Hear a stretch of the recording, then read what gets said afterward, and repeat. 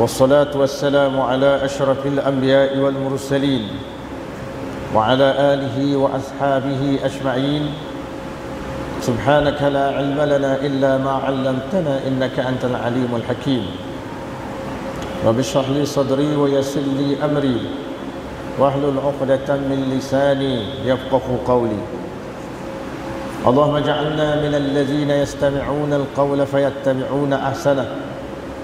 اللهم أرنا الحق حقا وارزقنا اتباعه وأرنا الباطل باطلا وارزقنا اجتنابه. اللهم استر عوراتنا وآمن روعاتنا يا الله يا رب العالمين. إن أريد إلا الإصلاح ما استطعت وما توفيقي إلا بالله عليه توكلت وإليه أنيب ولا حول ولا قوة إلا بالله العلي العظيم. Yang dihormati Tuan Imam, pengurusi dan juga ahli-ahli jawatan kuasa masjid ataupun pusat Islam Luqman Al-Hakim,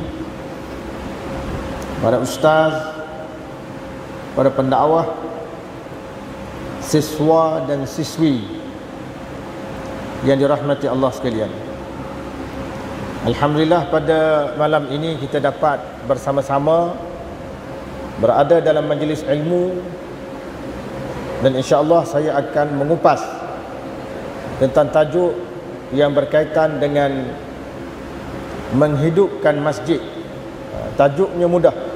Tajuk mudah aja, menghidupkan masjid, atau di dalam bahasa Arabnya dipanggil Ihya'ul Masjid.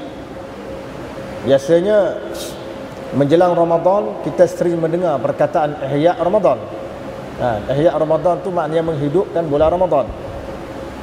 Kalau kita dengar tajuk berkaitan dengan Ihya'ul Masjid, fokusnya ialah menghidupkan masjid. Jadi sebagai seorang Islam, masjid ini satu tempat yang tidak boleh kita berpisah daripada. Kerana dalam masjid ini dilaksanakan asasnya paling penting sembahyang ataupun solat. Ini paling penting sekali, solat. Selepas itu baru diikuti dengan aktiviti-aktiviti yang lain. Aktiviti menyampaikan ceramah, menyampaikan kuliah, membaca Al-Quran, berzikir, beriktikaf dan sebagainya lah. Maknanya kalau seseorang itu tidak mengenali masjid dalam hidupnya, ini satu benda yang sangat malang. Seorang tak kenal masjid, satu benda yang sangat malang. Ya, dalam masa yang sama kita kenal kedai-kedai yang menjual handset. Tanya pelajar-pelajar di mana kenal kedai jual handset, semua pelajar tahu. Di mana kedai menjual komputer riba, semua pelajar tahu. Tapi kalau ditanya di mana masjid yang berdekatan, kalau ada pelajar yang menjawab tidak tahu, memang berat benar lah pelajar tu. Memang berat benar. Sebab masjid itu tidak boleh bercerai tanggal daripada kehidupan kita setiap hari. Oleh kerana itu, kalau kita rojak di dalam firman Allah Ta'ala dalam surah At-Taubah ayat yang ke-18, ma kana lil musyrikina an ya'muru masajidallahi syahidina ala anfusihim bil kufr ulaika habitat a'maluhum wa fin narihum khalidun innama ya'muru masajidallahi man amana billah wal yawmil akhir wa aqama as-salah wa ata az-zakah wa lam yakhsha illa Allah fa asa ulaika an yakunu minal muhtadin. Saya ambil ayat yang kedua ya. Hanyalah yang memakmurkan masjid-masjid Allah itu ialah orang-orang yang beriman kepada Allah dan hari kemudian, serta tetap mendirikan salat, menunaikan zakat, dan tidak takut pada sesiapa selain daripada Allah Azza wa Jalla. Maka mereka lah yang termasuk dalam golongan orang-orang yang selalu mendapat petunjuk daripada Allah Subhanahu wa taala. Ayat yang saya baca ni, siswa dan siswi dan saudari yang dirahmati Allah sekalian, menceritakan pada kita ada satu perkataan yang menarik perhatian, iaitu memakmurkan masjid. Perkataan memakmurkan masjid. Ceramah kita pada malam ini fokus kepada menghidupkan masjid. Menghidupkan masjid tidak lari daripada arti kata memakmurkan masjid. Sebab itu sesetengah orang-orang kampung dia sebut perlu menghidupkan masjid. Mana setengah yang lain menyebut perkataan perlu memakmurkan masjid. Jadi dua benda yang nampak berbeza, tetapi skop memakmurkan masjid skopnya sangat luas. Menghidupkan masjid biasanya fokus kepada aktiviti yang ada dalam masjid. Dalam ayat yang saya baca tadi, Allah Ta'ala menyerangkan sifat Allah Ta'ala menjelaskan sifat orang yang menghidup dan memakmurkan masjid. Apa dia? Pertama, orang itu orang yang beriman kepada Allah.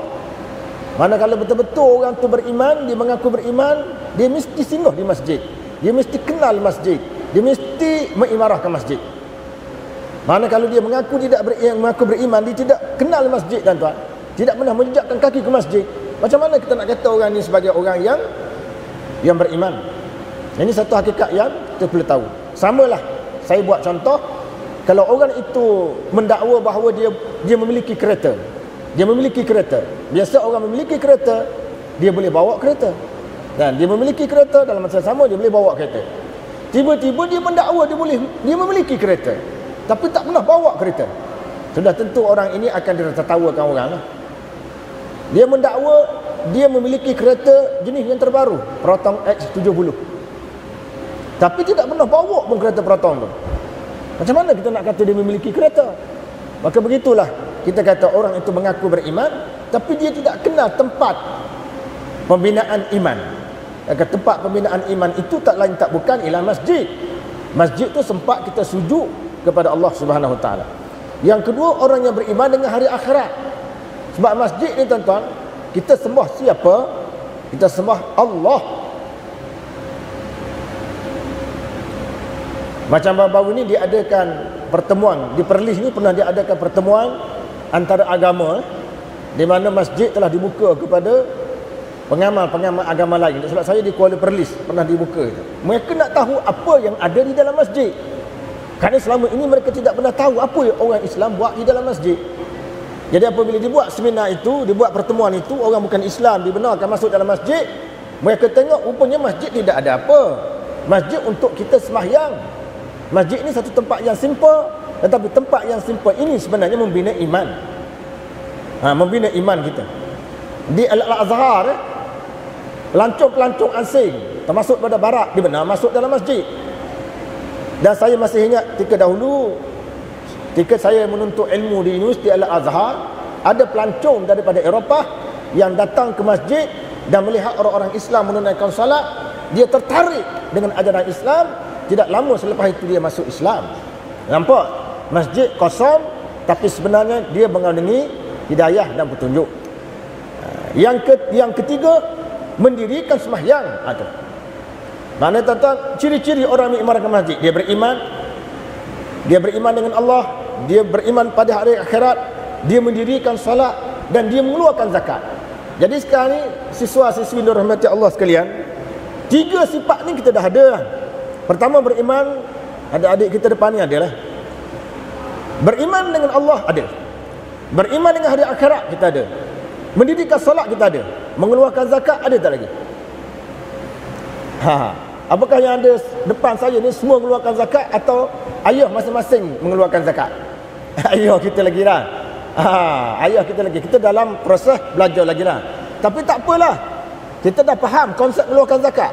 Apabila empat ciri ni ada, kemudian tambah ciri yang kelima, walam yakhsha illallah, tidak takut melainkan kepada Allah. Empat ciri, lima ciri ini ada. Ini sebenarnya orang yang mengimarahkan masjid. Orang macam ni je yang sanggup mengimarahkan masjid, walaupun masjid itu jauh. Macam contohnya, tuan-tuan, masjid itu di pendalaman, nak sampai masjid itu terpaksa lalu kawasan Semok Samung. Jadi perasaan takut tu memang ada, terutama waktu subuh kan. Kita keluar, mungkin ada singa di sebelahnya. Mungkin berbagai kemungkinan kita buat. Mungkin ada singa, mungkin ada harimau, mungkin itu, mungkin ini. Akhirnya kita tak pergi sembahyang. Sebab itu disebut akhir itu, walam yakhsha illallah, dia tidak takut melainkan pada Allah. Orang macam ni, tuan-tuan, saya masih ingat masa zaman saya budak-budak dulu, orang-orang tua zaman dulu, mereka pergi ke masjid daripada rumah waktu subuh. Dalam konteks zaman itu, lampu jalan tidak ada. Lampu jalan tidak ada zaman saya itu. Tapi mereka pergi sembahyang subuh. Tapi dalam konteks sekarang, lampu jalan penuh. Kita tak pergi sembahyang subuh. Yang pergi sembahyang subuh ialah nyamuk-nyamuk. Nyamuk ramai subuh lah. Lampu jalan banyak. Zaman dulu lampu jalan tak ada, tapi orang dulu boleh pergi. Kuatnya iman ni. Macam sahabat Nabi SAW. Dalam konteks masjid pada zaman itu tidak ada kemudahan, tak ada lampu. Tapi zaman itu sahabat Nabi sembahyang 5 waktu di dalam masjid. Dan orang-orang yang tidak sembahyang isyak berjamaah dan subuh berjamaah dianggap pada waktu itu sebagai orang-orang munafik. Maknanya adik-adik fahamlah. Orang Islam zaman dulu menganggap orang tak hadir sembahyang isyak berjamaah dan subuh berjamaah itu dianggap sebagai munafik. Macam mana pula kita sekarang? Kita bukan tak hadir sembahyang isyak saja, kan? Kita bukan tak hadir sembahyang subuh saja. Asar pun tak hadir kadang-kadang. Zuhur pun tak hadir. Kita ni berapa kali munafik? Kali ikut tadi lah. Itu kena jaga sikit tuan-tuan, kena jaga. Sebab tu kita bercakap tentang solat ni, kadang-kadang kita rasa gerung juga. Sebab menjadi sifat orang Islam, dia kena hidup dalam masjid. Bukan hidup masjid tu tuan-tuan, bermula satu waktu tak, 5 waktu. Cuma kita kena belajar. Sebab kita semua ni bermula daripada tidak sembahyang. Betul tak? Daripada kita kecil sembahyang ke tak? Tak sembahyang kita tak tahu kan. Lepas tu kita belajar. Jadi orang yang sembahyang, kalau kita perhatikan dalam konteks masyarakat kita sekarang ada 5. Ada 4. Pertama, tidak sembahyang. Kedua, sembahyang seorang diri. Ketiga, sembahyang di surau. Keempat, sembahyang di masjid. Ada 4 kategori orang sembahyang sekarang. Pertama, orang tu tak sembahyang langsung. Yang kedua, sembahyang tapi seorang diri, tak pernah berjamaah. Yang ketiga, sembahyang tapi berjamaah di surau. Dan keempat, sembahyang berjamaah di masjid. 4 kategori ini, kategori yang paling teruk yang pertama, tidak sembahyang. Orang lain sembahyang, dia tak sembahyang. Apabila dia tidak sembahyang, hubungan dia dengan Allah Subhanahu Wa Taala akan putus. Sebab apa? Sebab apabila kita sembahyang, dalam sembahyang tadi ada surah Al-Fatihah. Ada surah Al-Fatihah, dan di dalam surah Fatihah ada permintaan kita setiap waktu kepada Allah. Artinya, kalau orang tu tak sembahyang, permintaan dia tidak akan berlaku. Sedangkan permintaan ini sangat penting. Terutama sekali adik-adik kita dia nak periksa kan. Kita nak minta dengan siapa supaya menganugerahkan kejayaan kepada kita? Mesti dengan Allah. Minta dengan Allah supaya Allah Ta'ala anugerahkan kejayaan. Jadi kita ada perkataan ihdinas siratal mustaqim. Tunjukkan kami jalan yang lurus. Kita sebut perkataan itu berapa kali saja? Lebih daripada 17 kali. Hak tu hak fardu saja, belum campur hak sunat. Kita minta Allah Ta'ala tunjukkan kita jalan lurus. Kenapa perlu kita minta dengan Allah tunjuk jalan lurus? Kerana jalan-jalan bila kita keluar daripada masjid, bila masuk dalam masjid, kita akan jumpa satu jalan saja. Jalan Allah. Keluar dari masjid, kita berjumpa macam-macam jalan. Jalan syaitan, jalan nafsu, jalan seks lagi, jalan kebinatangan lagi, jalan apa ni, tahu, jalan pahaman-pahaman yang dibuat oleh manusia macam-macam, sosialis ke, komunis ke, macam-macam jalan, macam-macam style sekarang kehidupan. Maka di antara style-style kehidupan yang ada, satu saja Tuhan terima jalan hidupnya, iaitu jalan Islam. Sebab tu apabila kita baca ihdinas siratal mustaqim, Al-Imam Ibn Al-Qayyim Al-Jauziyah menyebut dalam kitab Madarijus Salikin, kita minta dengan Allah Ta'ala ihdinas siratal mustaqim, tunjukkan kami jalan yang benar, jalan yang lurus. Beliau menyatakan siratal mustaqim ada 2. Siratal mustaqim ada 2 dia. Sirat maknanya jalan, mustaqim maknanya lurus. Jadi siratal mustaqim sebenarnya ada 2. Pertama, siratal mustaqim di dunia. Yang kedua, siratal mustaqim di akhirat. Yang biasa kita tahu siratal mustaqim satu je. Bila? Akhirat. Tetapi yang akan menentukan watak kita menyeberang siratal mustaqim di akhirat ialah bagaimana bentuk kukuh atau tidak kukuh kita pegang siratal mustaqim di dunia. Sebab itu sebahagian ulama mentafsirkan makna siratal mustaqim itu apa dia? Sebahagian mentafsirkan dengan makna Al-Quran, jalan Al-Quran. Sebahagian mentafsirkan dengan makna Al-Islam. Sama ada Islam ke Quran ke, sama saja. Daripada Islam yang menjadi panduan Islam itu Quran dan juga sunnah yang sahih. Jadi maknanya kalau dalam kehidupan kita sekarang ini jalan Quran kita tak hirau, Sunnah Nabi pun kita tak hirau. Tiba-tiba bila kita menyeberang siratal mustaqim di akhirat besok, kita nak mengharapkan kita boleh seberang dengan baik. Tak mungkin. Tak mungkin, tuan-tuan. Sebab apa? Sebab cara kita menyeberang siratal mustaqim di akhirat besok akan bergantung sepenuhnya dengan cara kita melayang syariat Allah ataupun Islam ataupun Al-Quran di dunia ini. Kalau kita layang Quran, kita layang Islam, kita layang syariat dengan baik, insya-Allah kita dapat menyeberang siratal mustaqim di akhirat dengan baik. Jangan tuan-tuan di sini dunia ni kita tak percaya Quran misalnya kata.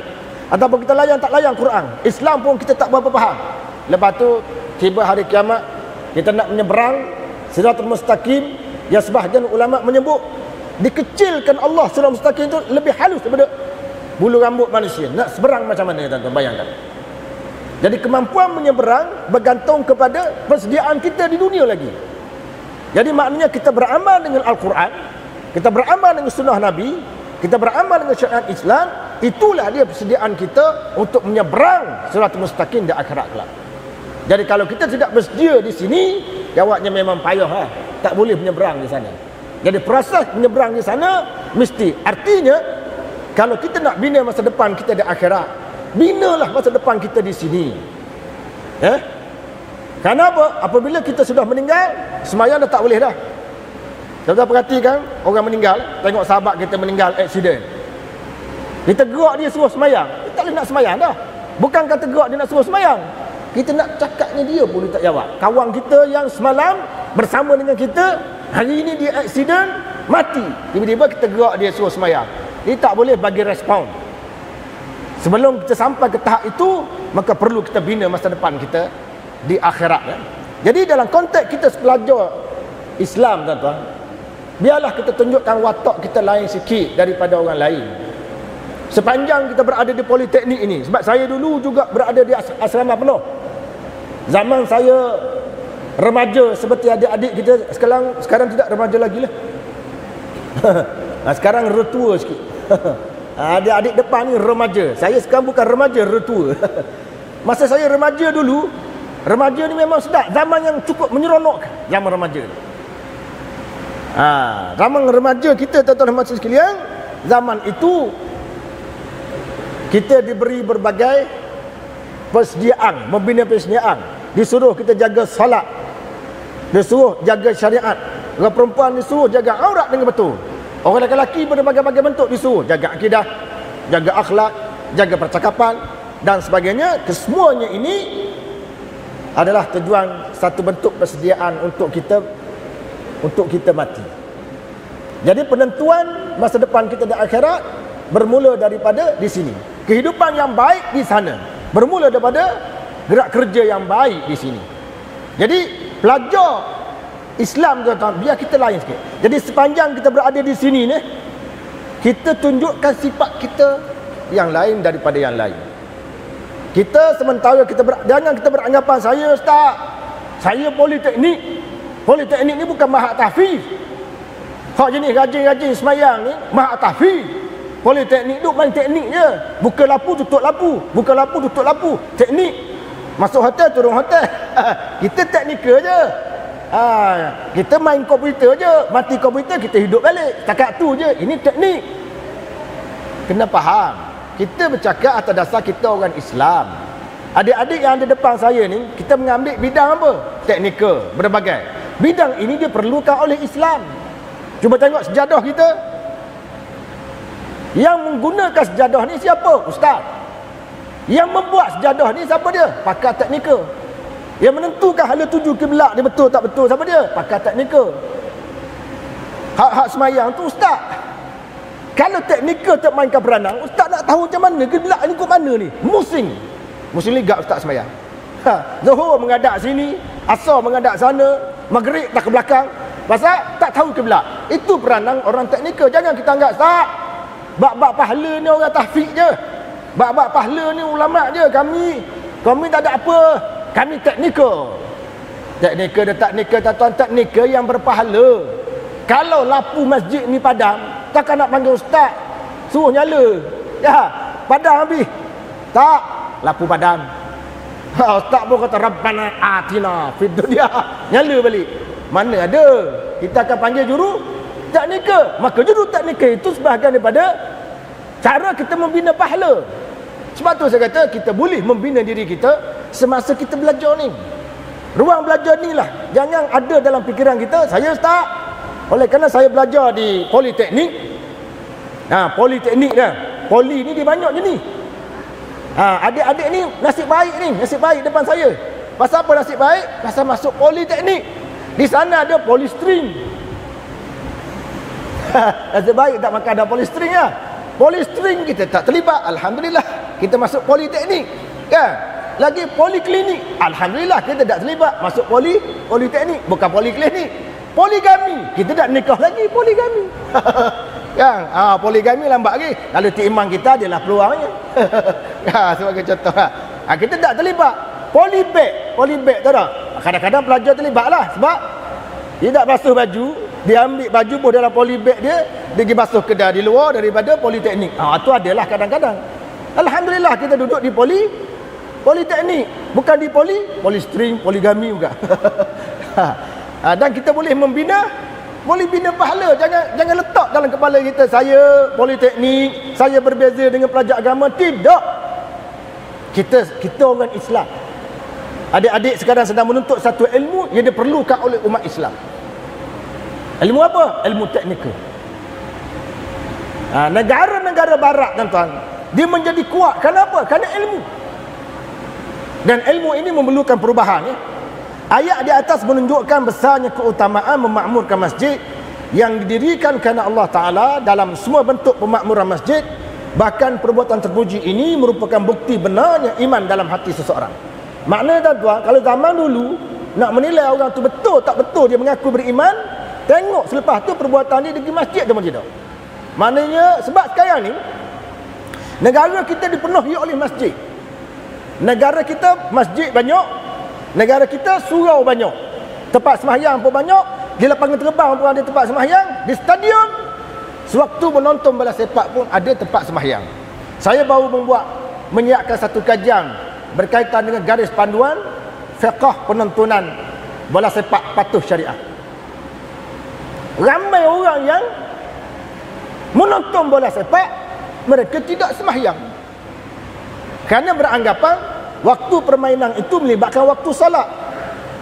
Jadi mereka datang awal, waktu bermain pukul 9, datang awal masuk stadium, mereka jadi panik, nak ambil air sembahyang macam mana, nak tayamum macam mana, sedangkan di bawah ada musalla, ada masjid. Dan kita boleh sembahyang buang tempat duduk kita tu, dan kita boleh menjadikan bendera pasukan yang kita sokong sebagai sejadah. Bahkan orang yang nak tengok bola, menempuh perjalanan yang melayakkan dinamakan musafir, 81 km ke atas, layak dia musafir. Tak semayang setarang habuk. Orang Terengganu panggil tak semayang setarang habuk. Orang Perlis panggil apa tak tahulah. Tak semayang setarang baruh. Sebagai contoh lah. Kemudian kita ada kemudahan. Jadi zaman sekarang, kalau ada orang kata, "Ustaz, saya tak boleh nak semayang, pasal saya tak faham."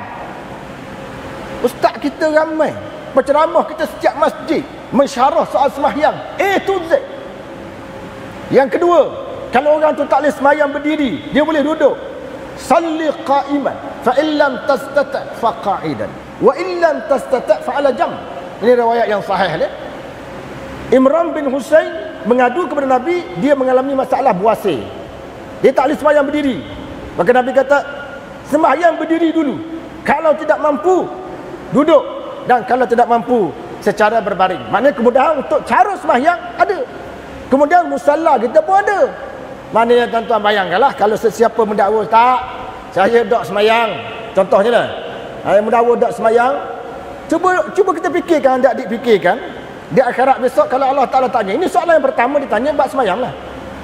Apabila seseorang itu dibangkitkan pada hari kiamat, soalan pertama Tuhan tanya, Allah Ta'ala tanya, sembahyang. Kalau sembahyang kita lengkap, selesai. Kalau tak lengkap, ditampung dengan sembahyang sunat. Soalan pertama berkaitan hubungan manusia dengan manusia, soalan tentang pembunuhan. Kenapa kamu bunuh Fulan bin Fulan? Soalan berkaitan hubungan kita dengan Allah, kita tanya bab sembahyang. Maknanya kalau kita tidak sembahyang, macam mana kita nak dikaitkan dengan orang beriman, macam mana kita mampu menjawab soalan-soalan daripada Allah Azza wa Jalla. Muslimin dan juga muslimat yang dirahmati Allah sekalian, adik-adik sekalian, siswa dan siswi, ada dalam sebuah hadis Al-Bukhari dan juga Muslim menyebut 7 golongan, 7 golongan yang akan dinaungi oleh Allah Ta'ala pada hari kiamat di bawah naungannya.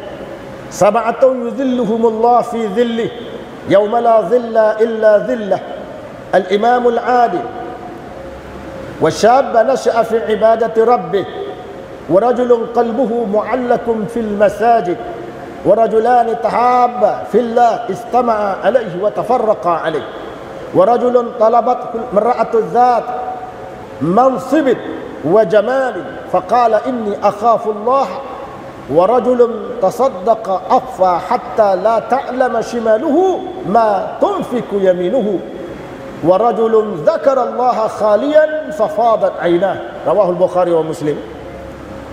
7 golongan yang akan dilindungi oleh Allah pada hari kiamat di bawah pada hari di mana tidak ada perlindungan selain daripada perlindungan Allah Azza wa Jalla. Hari kiamat ni, hari itu disebut dalam hadis riwayat Muslim, matahari akan didekatkan kepala hamba dengan jarak mailin wahid, dengan jarak 1 batu. Sekarang ni matahari jauh berapa juta kilometer kan? Kita kepala kita pun dah tak tahan. Di sana matahari didekatkan jarak 1 batu berdasarkan hadis Muslim. Jadi hari itu kita sangat perlukan perlindungan daripada Allah Ta'ala. Tapi Allah Ta'ala tak bagi semua perlindungan pada hamba-hamba, kecuali 7 orang. 7 saja ni. Iaitu pertama, pemimpin yang adil. Pemimpin yang adil. Yang kedua, anak muda yang membesar dalam keadaan beribadah kepada Tuhannya. Membesar dalam suasana beribadah, tak lekan daripada ibadah tadi. Ini nombor 2, Allah Ta'ala bagi perlindungan. Yang ketiga, laki-laki yang hatinya tersangkut kepada masjid. Jalan-jalan ingat masjid, jalan-jalan ingat masjid, tuan-tuan. Masjid sentiasa bermain di dalam hati dia. Nak periksa pun dia pergi masjid. Sudah periksa pun pergi masjid. Selalu beriktikaf. Kalau dia study pun dia study dalam masjid. Study dalam masjid. Sambil dia study, dia penat, dia berzikir, dia baca Quran, kemudian study balik. 2 orang laki-laki yang saling berkasih sayang kerana Allah, bertemu kerana Allah dan berpisah kerana Allah. 2 orang laki-laki saling berkasih sayang. Seorang laki-laki yang telah diminta oleh seorang perempuan yang mempunyai pangkat dan kecantikan. Artinya apa? Laki-laki yang dipujuk rayu supaya melakukan perzinaan dengan dia. Bukan senang ni zaman sekarang ni. Zaman sekarang ni kita tengok orang-orang perempuan sangat berani. Orang perempuan sangat berani. Zaman saya belajar dulu, orang perempuan sompang, tak berani. Zaman sekarang jangan main. Bahkan ada kes berlaku di sebuah universiti, ya. Ada kes berlaku di sebuah universiti di mana ada pelajar wanita yang ketagih gambar-gambar pornografi dalam komputer. Pelajar wanita. Dan pelajar ini sebelum itu dia mempunyai suami. Dia bercerai, kahwin muda, kemudian bercerai. Jadi dia selalu melihat gambar-gambar lucah di dalam internet, dalam komputer dia. Akhirnya dia telah berzina dengan seorang pelajar yang sekelas dengan dia dalam bilik kuliah. Dia berzina di mana? Dia berzina di dalam bilik tandas. Dia berzina dalam bilik tandas. Memang itu saya kata wanita sekarang lain. Lepas tu dia telah ditangkap oleh pihak HEP. Bila ditangkap, ditanya berapa kali dia berzina. Perempuan itu, student perempuan itu menjawab sebanyak 30 kali. Itu saya nak cerita cabaran adik-adik kita lelaki lah sekarang ni kan. Apalagi dalam suasana politeknik saya agak kurang tahu. Kalau di kolej-kolej agama kita tahu. Lagilah pergaulan dia terbuka kan. Budak lelaki, budak perempuan cakap terbuka. Kadang-kadang gambar tunjuk-tunjuk gitunya. Ini sangat berbahaya. Sebab apa tu? Ada di antara ulama menyebut ketika mentafsirkan ayat wa min syarri ghasikin idza waqab. Apabila malam apabila tirai dilabuhkan. Ada ulama mentafsirkan, walaupun tafsir ni tidak muktabarlah. Dia kata apa? Apabila alat kelamin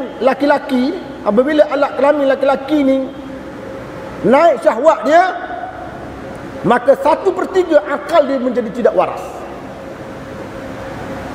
Ingat dah. Sebab tu kita tak boleh gaul sangat. Bukan tak boleh buat kerja. Kerja persatuan boleh, belajar boleh, bercakap. Tetapi tidak boleh secara romantik. Tak? Di bawah pokok ketapan. Ataupun di bawah pokok mempelang di hujung asrama. Kita cakap dengan dua. Mulut cakap, tapi nafsu terangsang. Apabila nafsu terangsang, dia naik ke kepala. Naik ke kepala, 1/3 kewarasan akal hilang. Sebab itulah mula-mula bercakap. Lepas bercakap, pegang tangan. Lepas pegang tangan, ada rasa nak dekat. Lepas nak dekat, nak cium. Kan? Bila nak cium, buat perjanjian, bertemu di mana-mana. Kemudian akhirnya berlaku apa yang berlaku. Tu ni tuan-tuan, ada orang lelaki yang boleh melarikan diri daripada bujukan-bujukan perempuan-perempuan macam ni, maka lelaki ini akan diberi perlindungan oleh Allah Subhanahu Wa Taala pada hari kiamat kelak. Dan lelaki ini berkata, inni akhafullah, aku takut kepada Allah. Ini agak payah tuan-tuan. Ini saya sebut tadi kes yang pertama. Ada kes yang kedua. Pelajar daripada sekolah tahfiz. Dia tahfiz dah. Dia hafal Quran banyak dan dia boleh menjadi imam. Suara dia merdu. Tapi dia ada berkasih-kasihan dengan seorang student. Semua pelajar tahu. Sehingga satu ketika seorang guru sakit perut. Guru ni sakit perut, berlari-lari ke tandas. Bila berlari ke tandas, dia dapati pintu tandas tu tutup. Bila pintu tandas tutup, guru ni tunggu. Guru tu guru lelaki, dia tunggu. Tiba-tiba dia mendengar daripada tandas tu berlaku sesuatu yang luar biasa. Berlaku satu benda yang pelik. Seolah berlaku peperangan yang sangat hebat dalam tandas tu. Jadi cikgu ni tunggu luar. Lama tamu punya lama, akhirnya pelajar tu keluar. Keluar dua orang, lelaki dan perempuan. Dia buat apa dalam tandas? Terkejut cikgu tu kerana yang keluar tu pelajar tahfiz. Pelajar yang dia sayang tu. Cikgu tu pun terus pegang dia. Rupanya dia berzina di dalam tandas guru. Tandas student tak nak. Tandas student teruk kan. Dia zina dalam tandas guru. Dua-dua ditangkap. Ibu bapanya dipanggil. Kemudian pihak sekolah meminta supaya dua-dua pelajar ni dinikahkan dengan segera. Untuk mengelakkan sekolah malu. Nikah segera. Lepas dinikahkan segera, dua-dua student tadi dipecat daripada sekolah. Nampak tuan-tuan? Tu saya kata tadi. Zaman sekarang ni Zaman saya budak-budak dulu, Tok Guru sebut, zaman di mana perzinaan berlaku di tepi-tepi jalan. Kita tak tahu betul tu kan? Ini salah satu bentuknya. Kemudian seterusnya, soal lelaki yang bersedekah, yang menyembunyikan sedekah, di mana tangan kirinya tidak mengetahui apa yang disedekahkan oleh tangan kanan. Jadi salah satu formula dia, macam adik-adik kita sekarang nak berdepan dengan peperiksaan, salah satu formula ialah sedekahlah dulu. Nak masuk dewan periksa tu, sedekah dulu. Sedekah ni tak mesti banyak. Kalau kita ada duit RM10, kalau kita sedekah RM1 boleh tak? Masuklah tabung masjid tu. Kemudian minta doa dengan Allah Ta'ala, barulah kita mudah dapat menjawab soalan dengan baik. Dan kalau betul-betul kita ada melakukan kesalahan atau maksiat, hapuskan kesalahan kita dengan membanyakkan sedekah. Banyakkan sedekah dia. Kemudian laki-laki yang berzikir kepada Allah dalam keadaan seorang diri, seterusnya air matanya berlinangan. Pukul berapa dah? 8.30 dah. Saya dah ingat baru pukul 8. Baru mukadimah. Isi tak masuk lagi. Baru mukadimah. Tak berpanjang mukadimah. Tak ceramah lagi tu, baru mukadimah. Tapi saya tahulah dunia pelajar ni dunia resah. Dia banyak kerja lepas ni. Dia nak buat macam-macam kertas kerja. Dia nak buat kertas kerja, kertas mengerjakan dia macam-macam lepas ni. Ya, buat kertas kerja tak jadi, dia mengerjakan kertas. Lepas tu kertas tu mengerjakan dia balik. Itu dipanggil kertas kerja. Konsep menghidupkan dan memakmurkan masjid, saya ambil isi sikit sebelum masuk Isyak. Makna menghidup dan memakmurkan masjid antaranya iaitu melakukan salat di dalam masjid. Itu makna menghidupkan masjid. Berzikir kepada Allah Ta'ala dan mempelajari ilmu agama. Ilmu agama ni penting ni. Adik-adik kita sekarang ni Masa ni lah masa paling mudah untuk kita belajar. Sebab kita belum ada tanggungjawab. Kita belum ada isteri. Kita ada buku je nak baca kan. Kita ada homework je untuk dibuat oleh pensyarah. Hak lain kita belum ada. Yang perempuan belum ada suami. Saudara depan saya ni belum ada isteri. Kan dia dah isteri? Saya tak ada lagi belajar teknik. Remaja seperti ini sudah ada tidak ada isteri, apalagi ada 2 orang isteri, masalah lah. Kan? Jadi 3 perkara kena buat. Pertama, hidup masjid dalam bentuk solat. Kedua, berzikir. Berzikir ni tak perlulah zikir payah-payah. Ikut sunnah mudah-mudah je. Cuba tengok depan tu zikir. Sudah semayang, astagfirullah, astagfirullah, astagfirullah kan. Dan tak perlu kita baca dengan nada kuat. Orang lain pun nak zikir juga. La ilaha illallah, simple je. Alhamdulillah, subhanallah, subhanallah wa bihamdihi, subhanallahil azim. Banyak bentuk berzikir. Tetapi janganlah kita berzikir dalam keadaan menyalahi kaedah berzikir. Contohnya menyebut subhanallah, sepatutnya kita sebut dengan nada yang teratur. Subhanallah, subhanallah, subhanallah. Tak, ada setengah orang ni dia nak cepat. Terutama sekali kalau adik-adik pergi tengok orang-orang yang ikut tarekat sufi, dia nak cepat zikir dia tu, sebut pun tak betul. Zikir ke benda tu? Zikir ke ambak lembu? Ya. Apa ke benda ni? Zikir ke ambak lembu? Dan setengahnya dia sebut la ilaha illallah lah. Tapi dia nak cepat, la ilaha. Apa ke benda ni ya? Zikir ke ambak lembu? Lebih kurang ambak lembu lah. Ataupun tolak kereta rosak lah. Tolak kereta rosak. Ya. Kan nak zikir pun zikir betul la ilaha illallah ya. Ini maknanya. Kemudian seterusnya, menghidupkan masjid juga membawa makna membangunkan masjid dan membaiki masjid. Jadi adik-adik kita nak bangun masjid, kita tak layak lah, kita belum ada modal lah. Semayang untuk bermujur dah. Nak bangun masjid kita tak ada dana. Atau membaiki masjid, kita pun tak ada duit kan. Kecuali berkaitan dengan api, elektrik apa semua ni, kita ada kebakaran, kita panjat sana kemari, ada saham kita dalam menghidupkan masjid.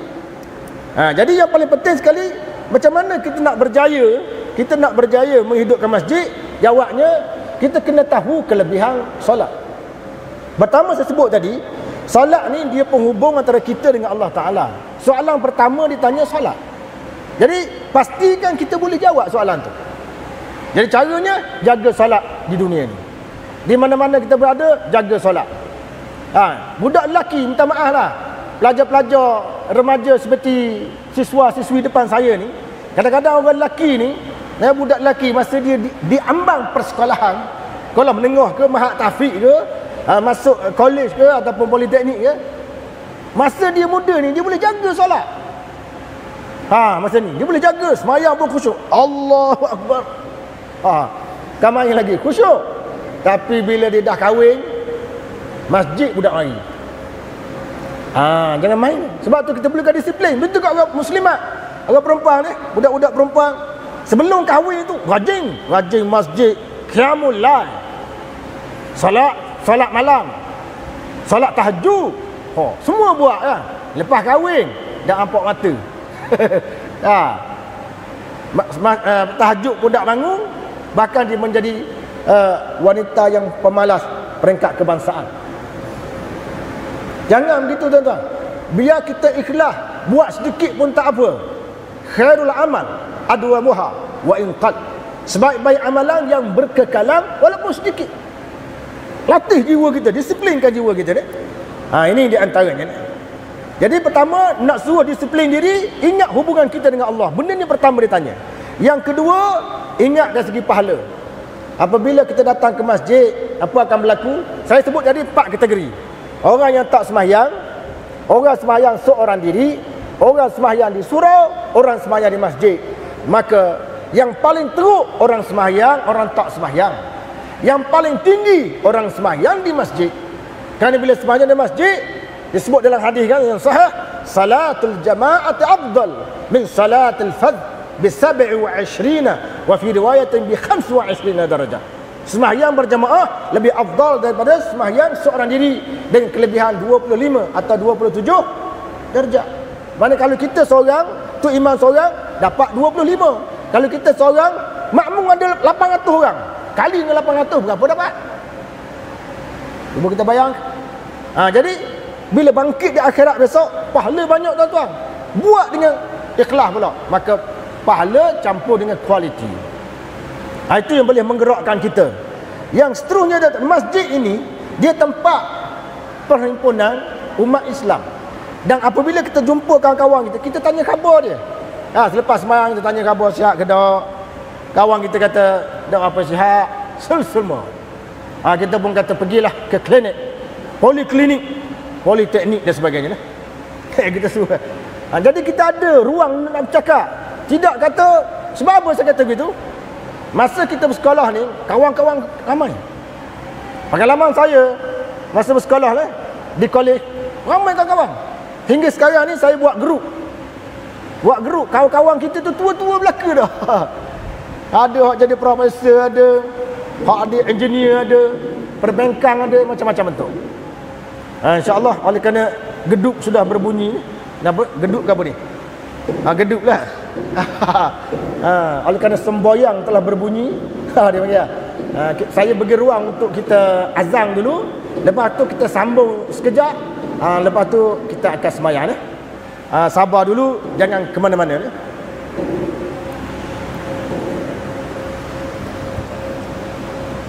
Saya sambung sikit lagi lah. Sambung tidak banyak, sikit lagi. Lebih kurang 8.50.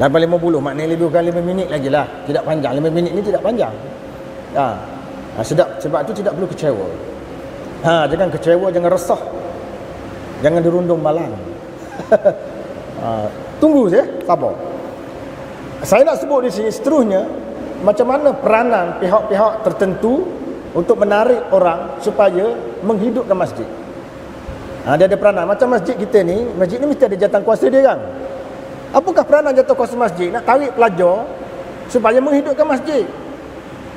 Sebab hidup kita ni tuan-tuan, dia ada kesedaran sendiri, dia ada kesedaran yang dipupuk oleh orang lain. Itu dua-dua tu penting. Jadi apa peranan pihak pengurusan masjid menarik orang supaya menghidupkan masjid?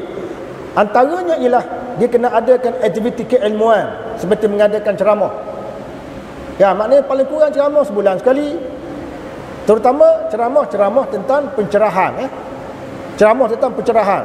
Sebab sekarang ni ceramah ni ada yang betul, ada yang tak betul. Baru-baru ni orang mengadu pada saya. Dia kata ada seorang penceramah menyebut di dalam ceramahnya, dia kata Al-Imam Abu Hanifah telah menunaikan solat dengan hanya satu wuduk selama 40 tahun. Tuan-tuan faham tak tu? Adik-adik faham tak? Imam Abu Hanifah semayang sekali ambil wuduk 40 tahun. Tak patah-patah. Logik tak? Maknanya 40 tahun ni tidak buang air besar, 40 tahun ni tak buang air kecil. Gitu ke? 40 tahun ni tak mandi Cerita ni tak logik. Pelajar pun terpengung. Imam Abu Hanifah hebat, 40 tahun satu kali wuduk. Pelajar pun dia tak faham kan. Dia pun cakap sama kawan-kawan dia, Imam Abu Hanifah kita tak boleh lawan, dia hebat lah. Sekali dia sembahyang 40 tahun ni tak sembahyang dengan wuduk yang satu tu je. Kita macam mananya? Jauh lah kita ni dengan Imam Abu Hanifah. Sebenarnya ada ulama menyebut, tapi dari segi sumber belum pasti. Imam Abu Hanifah menunaikan salat subuh dengan isyak dengan satu wuduk selama 40 tahun.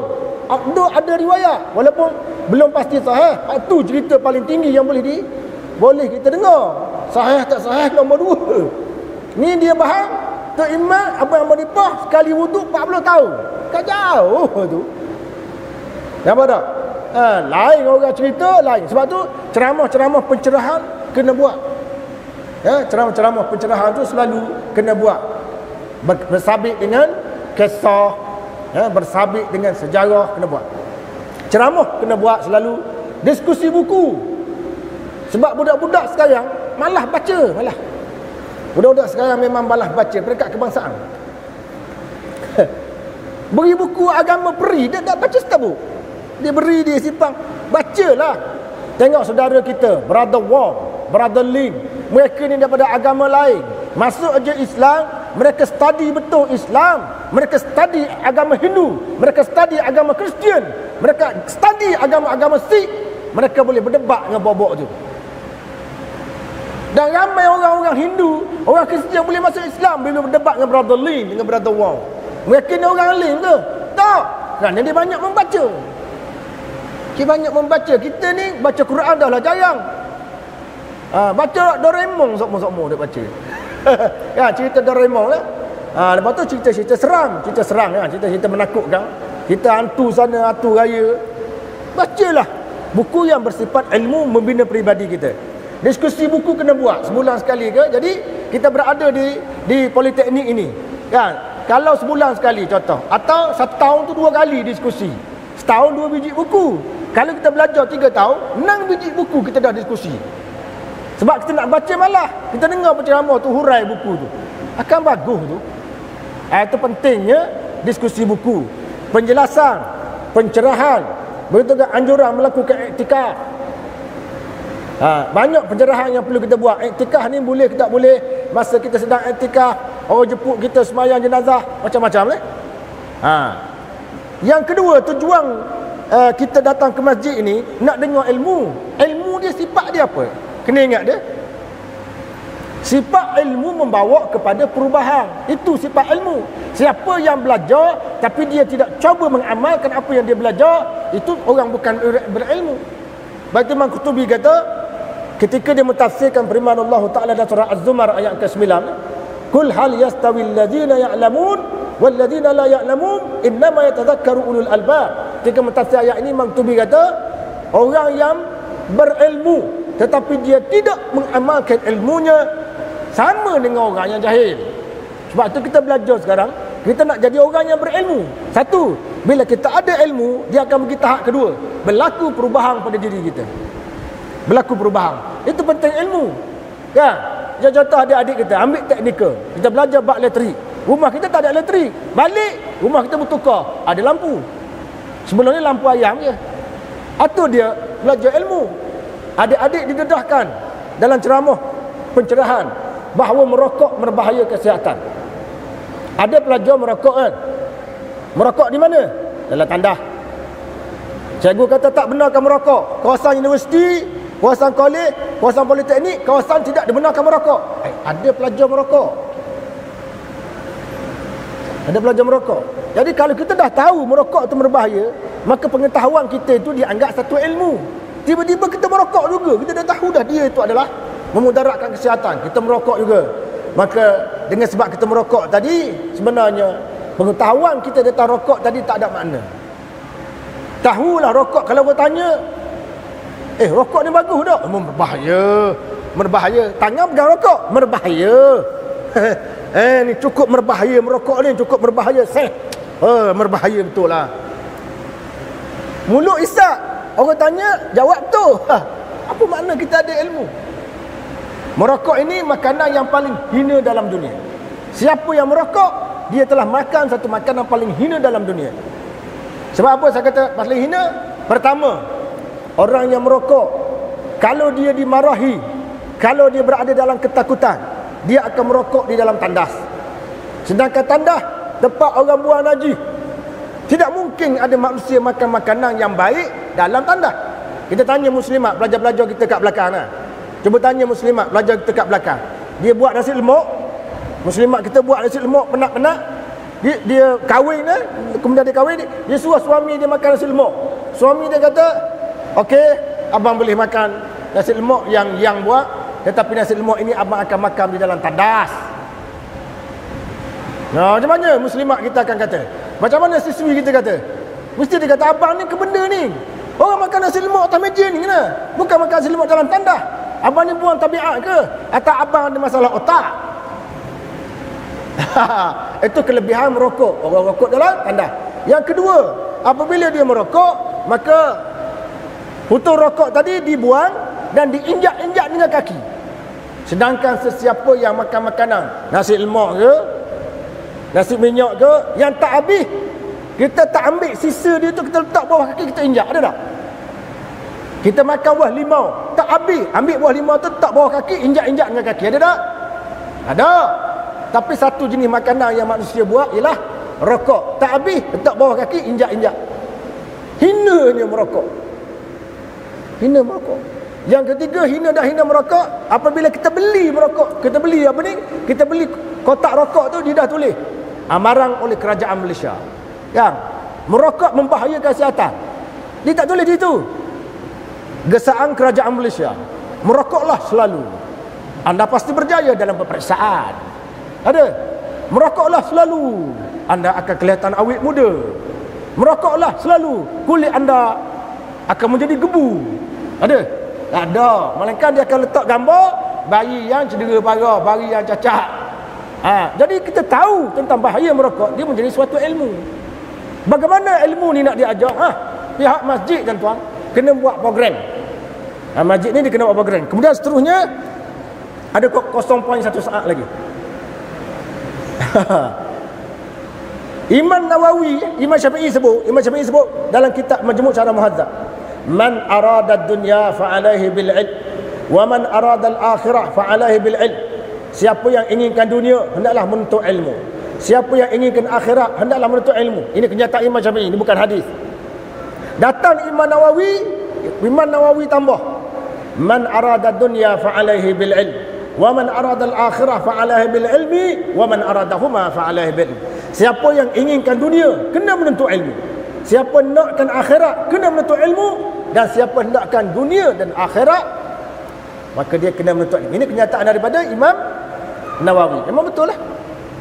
Nak ke akhirat pun kita perlu ilmu. Nak sembahyang, nak zikir, nak keluar zakat dan sebagainya. Kemudian jawatan kuasa masjid juga, dia kena tunjukkan sikap mesra kanak-kanak.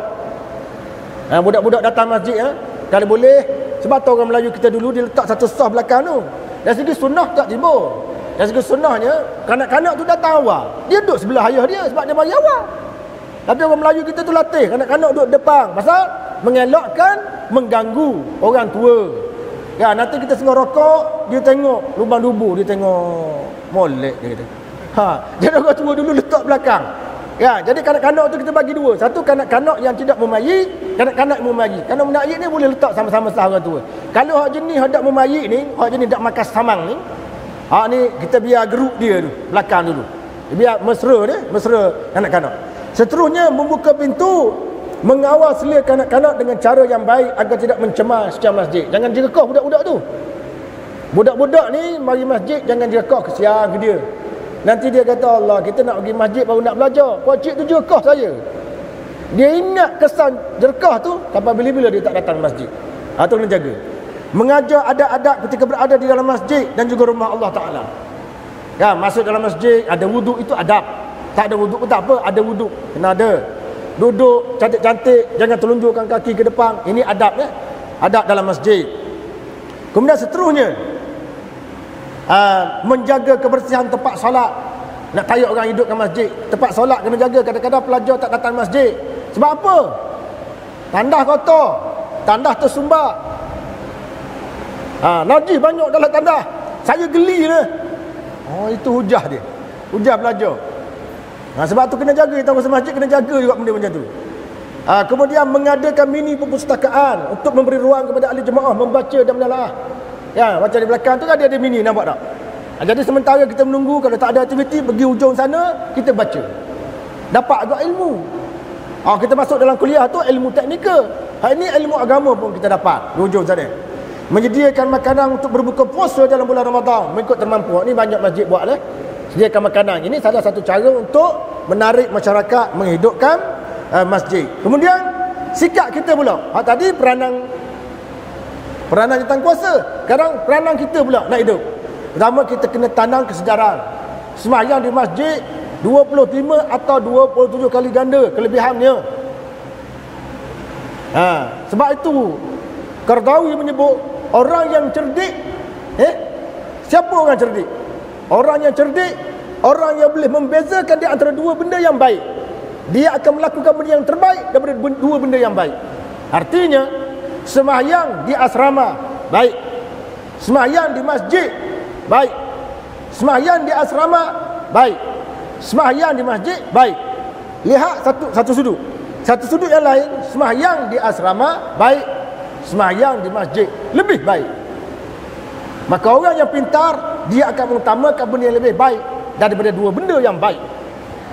Macam adik-adik lah, adik-adik kita, saya buat contoh, dia bercinta dengan dua orang student perempuan kat belakang ni. Dua-dua tu sama bijak, sama cantik. Nak pilih yang mana? Jangan ambil dua-dua, pilih salah satu. Jangan kata pilih salah satu. Tak, ambil dua-dua, pilih benda. Jangan. Sekarang dia nak salah satu. Mesti student yang bijak, dia akan pilih yang mana yang berkenan. Begitu juga student perempuan, dia bercinta dengan dua orang pelajar lelaki. Yang dia perlu bersuami seorang je, maka dia akan buat pilihan dengan nekat satu orang suami je. Maka pelajar yang baik, pelajar yang memilih yang terbaik daripada dua benda yang baik. Ada dua orang lelaki yang baik dalam hidupnya, dia akan cari yang terbaik daripada dua yang baik. Faham tak tu? Main baik-baik aja ni, faham tak ni? Ada masa lagi 0.1 saat. Kemudian saya nak sebut di sini adik-adik sekalian ya, pasal apa di dalam Islam disuruh sangat kita sembahyang di masjid? Pasal apa? Bila kita tak sembahyang di masjid, kita sembahyang di rumah, otomatik masjid akan kosong. Apabila masjid kosong, tak ada manusia menghidupkan, itu tanda kiamat. Yang kedua, dia akan menampakkan persatuan kita lemah. Kita nak bersatu macam mana? Tak datang ke masjid ni, pusat pertemuan. Kita nak tahu macam mana masalah saudara kita, kita tak datang sini. Sebab itulah di antara rahsia kenapa kita perlu datang ke masjid. Kemudian seterusnya, paksa diri ni, mujahadah. Tak ada mujahadah, lawang perasaan tak nak datang masjid. Lawang tu dia panggil mujahadah. Lawang, kalau ada apa-apa majlis ilmu, saya nak pergi. Mungkin di sana ada sesuatu yang bermanfaat pada kita. Mungkin tak suka tuan-tuan, tapi ada sesuatu yang bermanfaat buat kita. Lawang diri kita untuk datang ke masjid, dia panggil mujahadah. Macam ada adik sekalian masing-masing sekarang, ada tak motosikal ni? Ada tak motosikal? Pelajar dia, ada tak motosikal? Tak ada motosikal? Ada sebahagian ada motosikal tak? Kalau ada adik yang ada motosikal, dia tidak mujahadah ketika menyetak motosikal tak hidup. Betul tak? Mana nak start tu kena bersungguh baru hidup. Kalau letak kaki je 2 bulan letak kaki, mana hidup motosikal? Sebab mujahadah tidak. Begitu juga kalau ada adik masuk dalam tandas, nak buang air besar, sangat-sangat nak buang air besar, masuk dalam tandas, duduk saja je. Duduk nunggu keluar sendiri. Dia tak keluar. Kita kena berbuat sesuatu. Kita kena terang. Terang itu mujahadah lah. Keluar. Maka begitulah saya nak cerita dalam majlis ilmu. Kena paksa diri kita. Mula-mula paksa, Allah bisa tegar biasa. Lama-lama jadi biasa. Mula-mula memang payah. Jadilah saya rasa cukup sekadar itu untuk malam ini, kerana masa tidak mengizinkan. Saya dah kata tadi masa kita ada 0.1 saat. Jadi cukuplah. Untuk saya nak kesimpulan, nak simpul sikit je begini je. Nak menghidupkan masjid, kita perlukan 2 peranan. Pihak masjid kena berperanan, kita sendiri kena berperanan. Belajar tentang kelebihan solat, belajar tentang kelebihan ilmu, belajar tentang kelebihan rumah Allah. InsyaAllah semua ini akan menarik kita mendekati masjid dan seterusnya menghidupkan masjid. Sekadar itu saja ceramah saya untuk malam ini. Kita janji 8.50. Sekarang ni ambil masa dah. Jadi pukul 9 lebih. Minta maaf dah. Masa pelajar ni sangat penting. Jadi sekadar itu, insya-Allah kita bertemu pada tahun-tahun yang akan datang. Cukup sekadar itu, aku qauli hadza wa astaghfirullahal azim li wa lakum. Wassalamualaikum warahmatullahi wabarakatuh.